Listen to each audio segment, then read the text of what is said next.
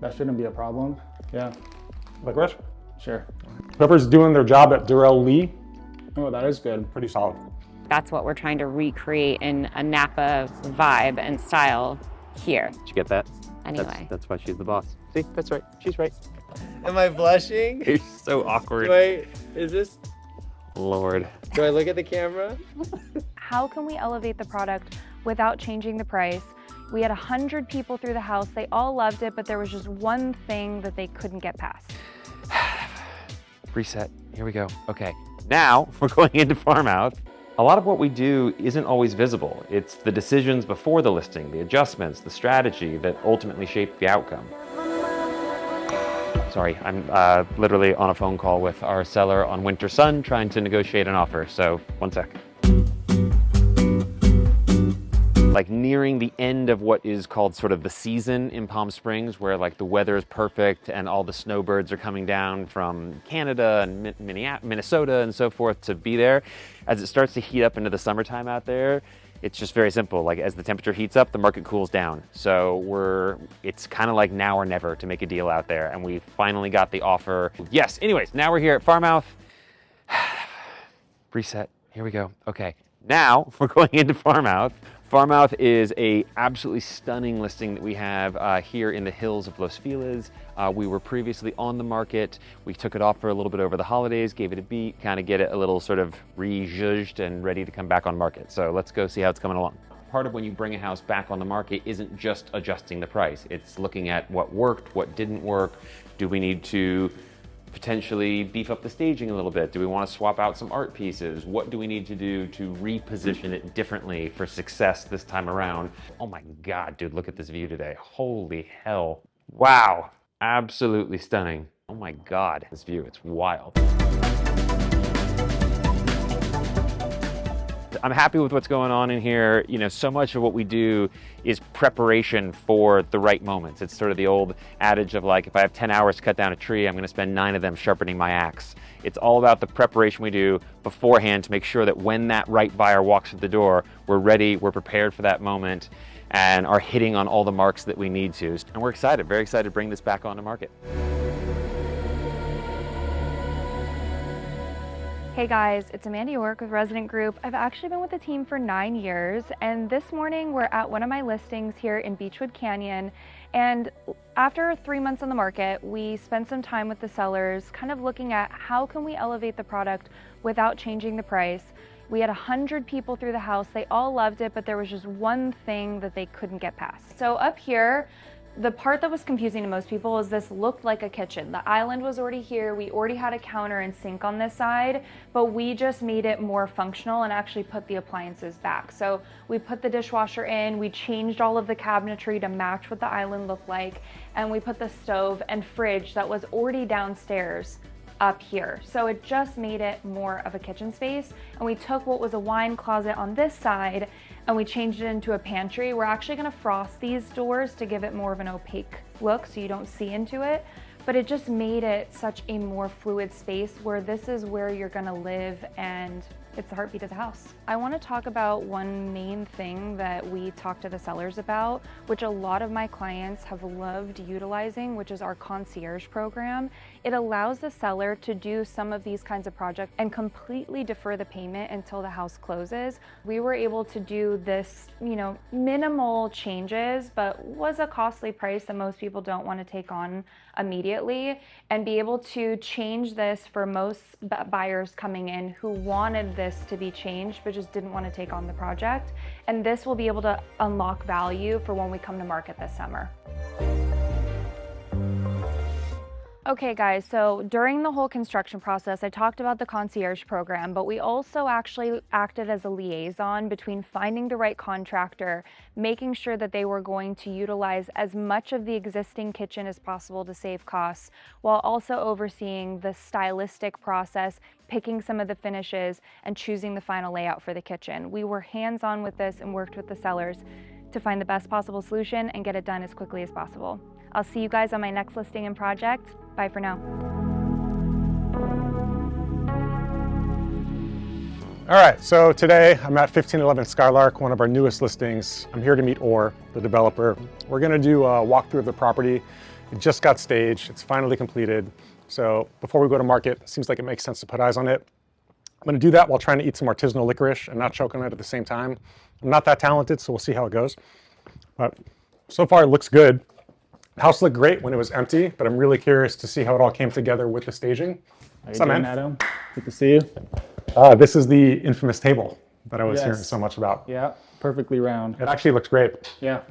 And honestly, it's kind of what I was hoping for. I feel like we needed something in this space to help make the room feel cohesive. That being said, first thing I noticed when I come in, I do want to see a piece of art on that wall. Yeah, I think So- you're right. I know the wall's plastered. How do we do that? Can we move into that, or can we go from the ceiling? I think we can go from the ceiling. That shouldn't be a problem. Yeah, Licorice? sure. Whoever's doing their job at Durrell Lee, Oh, that is good. pretty solid. From the time you started the construction of this project to now, how long are we looking? We actually started in March 2 years ago, so it's been exactly 2 years. That's really fast. Yeah, Wow, buddy. yeah. This is amazing. This is the view. This the is what bird sells the streets. property. Yeah, absolutely. I don't know, man. In terms of just layout and the way this house was positioned, from specifically the form of the house, the architecture, they did a really great job framing this. A view is only so good as the framing of the view, and I don't know that this could have been done better. So from my perspective as your listing agent, there's certain things I look for in terms of moments. I feel like moments are what capture potential buyers, and I'm always looking for moments in terms of the photography and how we're going to showcase, highlight, and market the home. This to me is our hero shot. And make sure that we have the space, that we have the wine cellar and full bar, and the outdoor space that really blends in with the indoor. So you feel like it's a grand area and you have a lot of space for your guests. Okay, and then something that is very unique about this property is there's actually a second house here. Yes. So nowadays, the way people live here in Los Angeles, not uncommon for properties to have guest houses, but still kind of hard to find, especially when they're completely separate. We'll see them attached at times. This is about as detached as I've seen. Yeah. So this is a street-to-street lot. We're on Skylark, which is a dead end. It's a really cool cul-de-sac street. Yeah. Not a lot of people know about it because there's not homes that come up for sale on this street very often. But what's so amazing about this is down below us is Oriole Lane, and there's a second single-family house that is a part of this offering just down below. So we're gonna take the trail down. Getting down is easy, getting back up is harder. For showings, I imagine I'm gonna take the car and drive people down, Yeah. but for the purposes of today, I didn't get my steps in, so why don't we Let's go do get it. some exercise?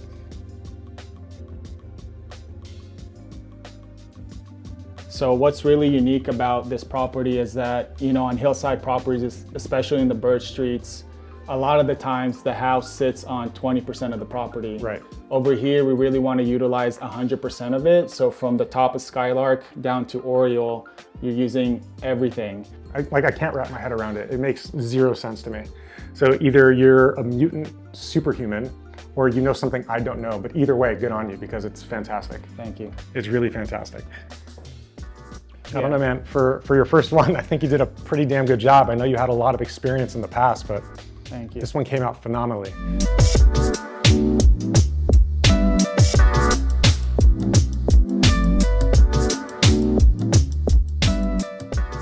I'm actually here, I'm gonna walk the units because I have a meeting in about 30 minutes with the team to kind of go over branding, strategy, pricing. So I need to walk through all the units to see kind of what I want to price the units at. I actually worked for real estate developers probably the last 15 years of my career. And I sold condos in Pacific Palisades to Pasadena to West Hollywood, all the way to here in Beverly Hills. There's not a lot of new construction in Beverly Hills, so I think that that's a major plus. But it also, we're gonna set the market once we actually price out the building. So we wanna go over branding, we wanna go over pricing, we wanna see what we're gonna present to the developer in terms of staging the units, and really kind of walk him through the process on how we're going to launch it to the market and also to how we're going to show it to our potential buyers.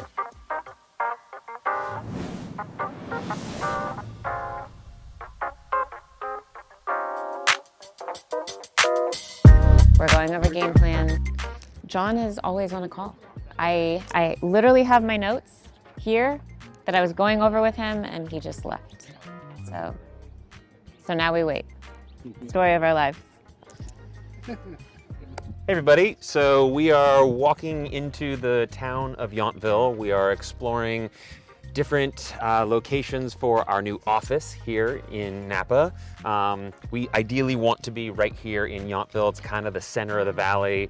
You're between downtown Napa and then the northern section of the valley, St. Helena, Calistoga. But there's very limited options in a town that's this small. So there's one place, right, that we have. There's really only one place, but we'll see. It's a little complicated of a situation, but we're gonna tour it again along with something else, but that's really the only place that So far, yeah, could work. You know, the really challenging thing is that in the post-COVID era that we live in, most people just don't come into the office anymore, especially in real estate. It's tough because it's almost an expectation that you have somewhere for your agents to land, but 90% of the time, if they're doing their job right, they're out in the field, they're showing properties to clients, they're rarely ever in the office. So it's a challenging requirement, I think, for any company, particularly a young new one like ourselves. But for sure, but like our office space, just like in LA, is not intended to be something that's like your typical office space. Like we have more like storefront, it's more mixed use, it's set up to be able to entertain, and like that's what we're trying to recreate in a Napa vibe and style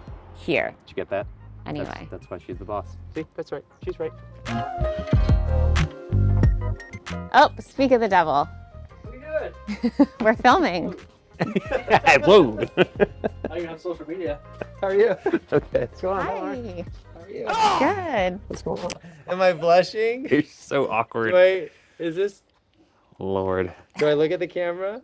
The plan it is, walk around and Yeah, we're doing some of this. We're gonna do like a neighborhood spotlight. be honest, how many times did you walk by here waiting for us to jump out? No, it's perfect. We were literally saying, we're like, yeah, I don't know if they're gonna be like in their office looking at us as we walk by, and then you guys walked out. That's awesome. We're gonna do like this neighborhood spotlight up in St. Helena, and then we're filming a new episode of the show that you have not watched at Hourglass. Yeah, it's a really cool concept that she came up with. Yes. Is this like a real estate show? No. No, the whole idea is to actually like, we were thinking about, well, what drew us to Napa, right? What were the things that we fell in love with? And obviously it's heavily rooted in wine, so why not give people access and behind the scenes at like some of the cult boutique wineries that most people don't know about or don't have access to. So we go in, we tour with like either the vintner or the winemaker, we sit down, we taste through some different wines. It's really, really, really well produced by our man Jay-Z here. Those were our friends Pete and Anthony, the owners of Vine Homes, a great builder here in Napa that looked totally staged, but it really wasn't. We just ran into them. That's kind of what living in a small town is like. You just, everywhere you go, you run into people you know, and it's actually a really lovely feeling having a community. Yeah. It's your time to shine. Go for it. What are you talking about? All right, we are just gonna go across the street and take a look at a couple spaces that sadly we can't show you, but if we get one, then you'll be the first to see it.